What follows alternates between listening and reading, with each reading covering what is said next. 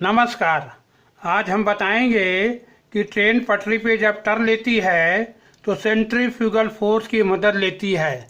वो कैसे लेती है? देखिए, हमने पटरी दिखाई है, ये दो ट्रैक हैं और ये ट्रेन है।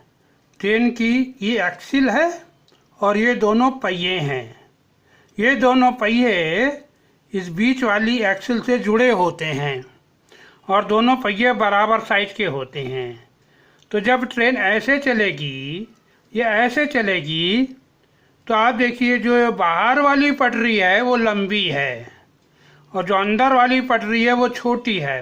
ये बड़ा सर्किल है ना, तो इस वाले पहिए को ज़्यादा दूरी तय करनी पड़ेगी और इस वाले पहिए को कम दूरी तय करनी है। मगर ये दोनों तो आपस में जुड़े हैं, तो ये कैसे संभव हो जाता है कि एक पहिया ज़्यादा चल ले, एक पहिया कम चले?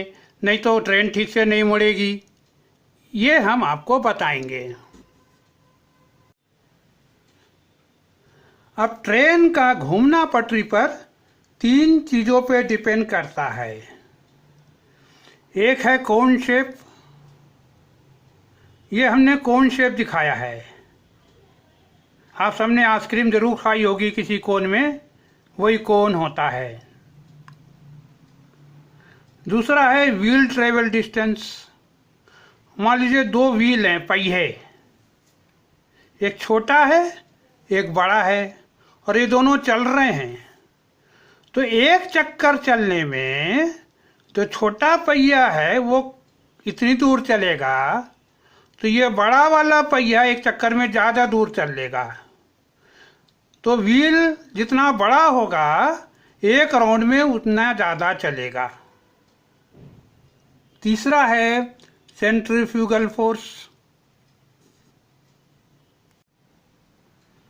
अब सेंट्रीफ्यूगल फोर्स क्या होता है?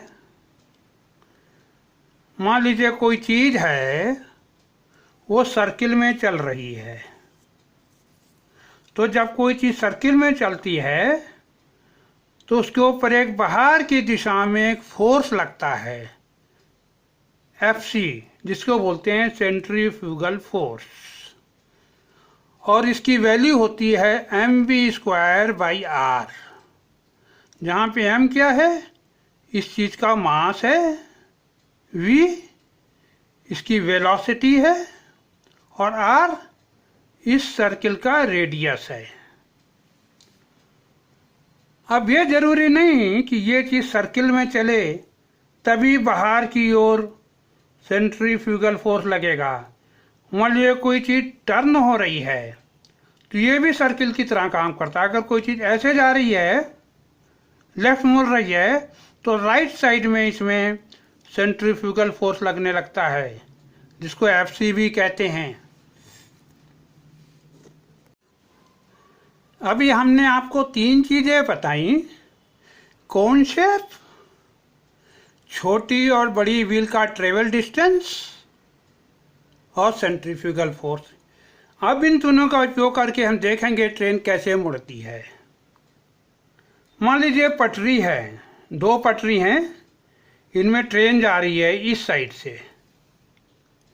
ये ट्रेन के दो पहिए हैं, ए और बी, और बीच में दोनों पहिए एक्सिल से जुड़े हैं। तो ए पहिया इस पटरी पे चलेगा और बी वाला इस वाली पटरी पे चलेगा। ए पहिए को ज़्यादा दूरी तय करनी पड़ेगी और बी वाले को कम दूरी तय करनी पड़ेगी। अब अगर इस ट्रेन को यहाँ से आप इस साइड से देखें तो आपको ये दो पहिए ऐसे नजर आएंगे और ये पटरी है। ये जो रेड वाली इधर है, ये हमने यहाँ काले से दिखाई, ये पटरी है। ये पटरी पे दो पहिए हैं, ए राइट साइड वाला और बी लेफ्ट साइड वाला, और ये जो है ये एक्सिल है। अब आप देख रहे हैं कि ये जो पहिया है ये फ्लैट नहीं है, कोन शेप है। आप कहेंगे ये रेड कलर, ये जो लाल वाला है ना, ये कोन शेप है। आप कहेंगे कोन शेप कैसे हो गया? तो ये देखिए, ये कोन है ना, इस कोन को आप इतना काट दीजिए तो ये जो टुकड़ा हुआ, ये कोन शेप का टुकड़ा हुआ, तो इसको बोलते हैं कोन शेप। ये कोन शेप का टुकड़ा है एक्चुअली। इसी प्रकार ये भी। तो यहाँ पे आप देखिए, कोन शेप की वजह से यहाँ पे पहिया फ्लैट नहीं है, एंगल पर है। ऐसे इधर भी, यहाँ पे भी और यहाँ पे भी, दोनों पहिए। और ये पटरी है, तो ये पटरी यहाँ पे छू रही है इसको। इसी प्रकार ये वाली पटरी यहाँ पे छू रही है। तो ये जो आर है ये रेडियस है। तो जब ये पहिया घूमेगा तो इस रेडियस के हिसाब से ये चलेगा। अब चूंकि ट्रेन लेफ्ट मुड़ रही है, इसलिए इस साइड में इसमें सेंट्रीफ्यूगल फोर्स लग रहा है। इस साइड में, ये राइट साइड है ना, राइट साइड में। तो सेंट्रीफ्यूगल फोर्स की वजह से जो पहिया ए है वो राइट साइड में भागने की कोशिश करेगा, और बी भी। नतीजा क्या होगा, ये सेंट्रीफ्यूगल फोर्स की वजह से ये जो पहिया है थोड़ा शिफ्ट होगा। तो जो पटरी है वो यहाँ की बजाय यहाँ आ जाइए। देखिए शिफ्ट हो गया थोड़ा पहिया। पहले बीच में पटरी को टच कर रहा था, अभी बीच में नहीं कर रहा, थोड़ा खिसक गया, इधर खिसक गया। इसी प्रकार ये वाला भी इधर खिसक गया। क्यों? क्योंकि इस साइड में सेंट्रीफ्यूगल फोर्स लग रहा है, जिसकी वजह से दोनों पहिए खिसक गए। अब जब ये पहिया खिसकेगा, यहाँ की बजाय यहाँ लग जाएगा, तो ये जो रेडियस था ये बढ़ जाएगा। पहले बीच में था, यहाँ से यहाँ तक था, अब ये बड़ा हो गया क्योंकि ये इस साइड में खिसक गया। इस साइड में खिसकने से बड़ी वाली दूरी आ गई, तो इस पहिए का डायमीटर बढ़ गया। इसी प्रकार यह रेडियस, डायमीटर पूरा होता है। इसी प्रकार इस पहिए का डायमीटर कम हो गया। पहले यहाँ बीच में था, यहाँ तक था, अब ये इधर खिसक गया, तो ये छोटा वाला हिस्सा पहिए को टच कर रहा है, तो इसका रेडियस कम हो गया। तो इस कोन शेप की वजह से और सेंट्रीफ्यूगल फोर्स की वजह से ये पहिए खिसके और एक का डाया बढ़ गया, एक का डाया कम हो गया। और जब एक का डाया या रेडियस बढ़ गया तो उतने ही चक्कर में ये ज़्यादा दूरी तय कर लेगा, क्योंकि इसका डायमा या रेडियस ज़्यादा है। इस बी वाले पहिए का रेडियस कम हो गया है इस कोन की वजह से। पहले पहिया यहाँ छू रहा था, अब यहाँ छू रहा है। तो पहले रेडियस इतना था, अभी रेडियस कम हो गया। इसी प्रकार इस पहिए का पहले रेडियस यहाँ बीच में था, क्योंकि ये दाईं ओर खिसक गया तो इसका रेडियस बढ़ा गया।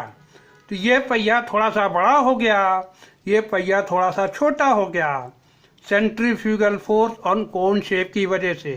जब पहिया ये थोड़ा सा बड़ा हो गया तो ये उतने ही चक्कर में ज़्यादा दूरी तय कर लेगा, और बी वाला उतनी ही चक्कर में कम दूरी तय करेगा। तो फिर ट्रेन मुड़ते समय क्या होता है कि सेंट्रीफ्यूगल फोर्स की वजह से ये पहिए थोड़ा सा खिसक जाते हैं। खिसकने से ए का रेडियस थोड़ा बढ़ जाता है, बी का रेडियस थोड़ा कम हो जाता है, तो ये ज़्यादा दूरी तय कर सकता है।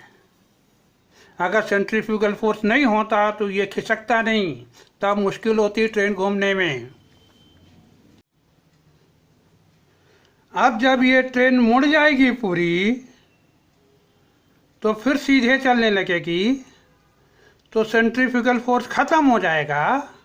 जब सेंट्रीफ्यूगल फोर्स ख़त्म हो जाएगा तो ये खिसके हुए पहिए फिर अपनी वापस पोजीशन में आ जाएंगे, इधर से इधर, और फिर रेडियस बराबर हो जाएगा, और फिर ये दोनों साथ साथ चलने लगेंगे।